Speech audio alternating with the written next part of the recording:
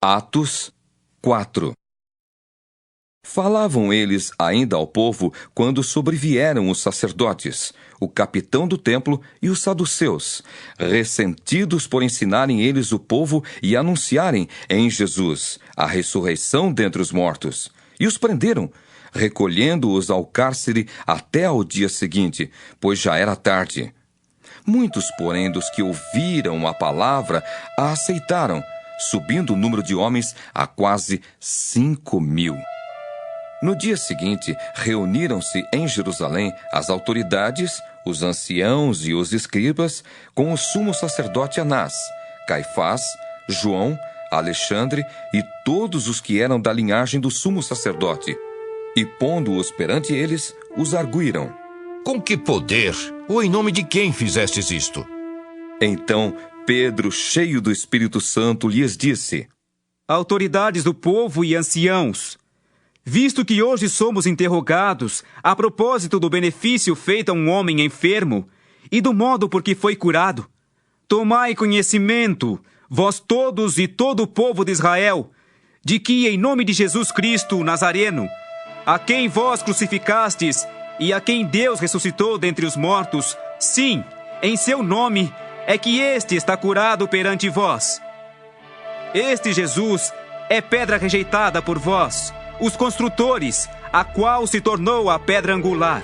E não há salvação em nenhum outro, porque abaixo do céu não existe nenhum outro nome, dado entre os homens, pelo qual importa que sejamos salvos. Ao verem a intrepidez de Pedro e João, sabendo que eram homens iletrados e incultos, admiraram-se e reconheceram que haviam eles estado com Jesus. Vendo com eles o homem que fora curado, nada tinham que dizer em contrário.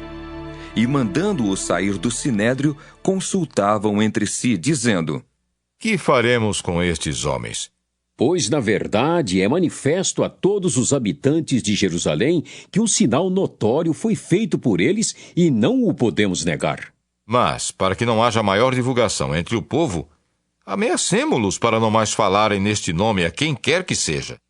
Chamando-os, ordenaram-lhes que absolutamente não falassem, nem ensinassem em o nome de Jesus. Mas Pedro e João lhes responderam: Julgai se é justo diante de Deus ouvir-vos antes a vós outros do que a Deus.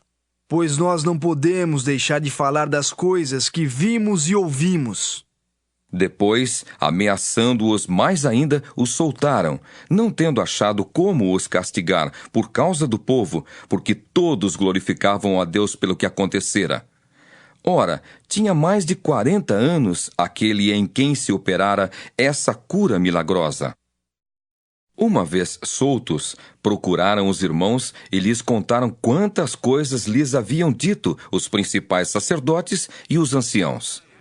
Ouvindo isto, unânimes, levantaram a voz a Deus e disseram: Tu, soberano Senhor, que fizeste o céu, a terra, o mar e tudo o que neles há, que disseste por intermédio do Espírito Santo, por boca de Davi nosso pai, teu servo, por que se enfureceram os gentios e os povos imaginaram coisas vãs?